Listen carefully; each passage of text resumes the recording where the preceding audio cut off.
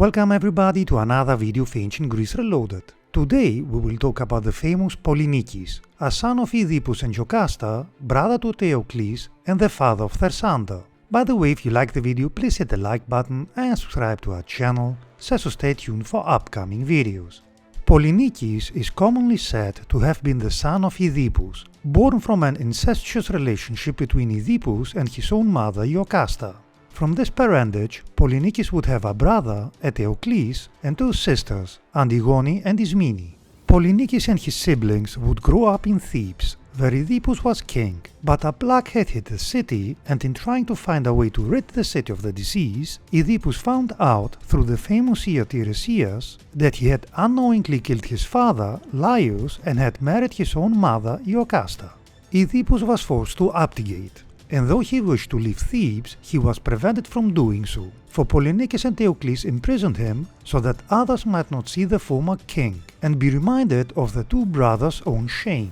The actions of Polynices and his brother would bring forth a curse from their father, for Oedipus proclaimed that neither of his sons would hold on to the throne of Thebes. Polynices and Eteocles then sent their father into exile, and Oedipus departed from Thebes guided by Antigone. Eventually Oedipus would end up in Colonus. To avoid the curse of Oedipus, Eteocles and Polynices agreed to rule Thebes in alternate years, with Eteocles being king first. At the end of the year, Polynices came to Eteocles to claim the throne, but Eteocles refused to yield, and with the backing of the Theban people, Eteocles sent Polynices into exile.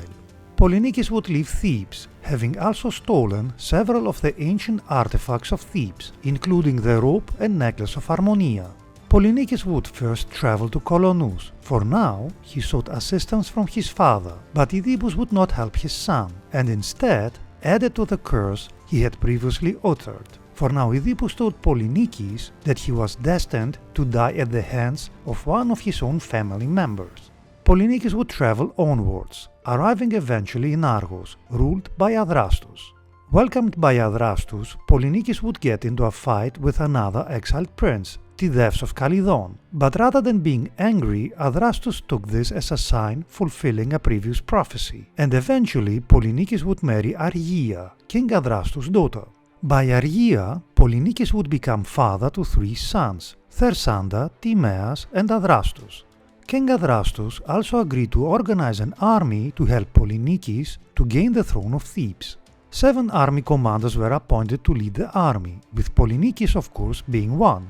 One of the leaders was to be Amphiaraus, a powerful seer and one of the heroes of the Calydonian boar hunt. Amphiaraus foresaw the disaster that would befall the Argive army in the expedition against Thebes. Polynices though used the necklace of Harmonia as a bribe, offering it to Amphiaraus' wife Eriphyle if she managed to persuade Amphiaraus to join the army. Eriphyle would accept the bribe, and so Amphiaraus became one of the commanders. With 7 commanders in place, the famous war of the 7 against Thebes was about to begin. Initially, an effort was made to avoid bloodshed, for Tydeus went ahead of the army to ask Eteocles to relinquish the throne, as has previously been agreed between the sons of Oedipus. Eteocles though rejected this request, and so war began. Previously, Eteocles was believed to be in the wrong, for he had broken the promise, but Polynices now was also blamed, for he had brought a foreign army to Thebes, which could only lead to death and destruction. The Argive army camped outside of Thebes, and the 7 commanders placed themselves and the relevant portions of the army opposite the 7 gates of Thebes, each of which was defended by a named Theban commander. Thus, Polynices was said to face Eteocles at either the Proetides or the Ipsiste gate. Battle ensued, and deaths mounted amongst the Argive and Theban armies. Eventually it was decided that the war would come to an end with single combat between Polynices and Eteocles, and so the two brothers fought each other. However, in the fight the two brothers killed each other, and so Oedipus' curses had come to fruition. Such an ending was not a clear-cut one, but did bring about an end to the war, for all of the 7 against Thebes, save of Adrastus, were now dead. Thebes remained unconquered, and the Argive army withdrew, leaving Creon to act as the regent for the city of Thebes.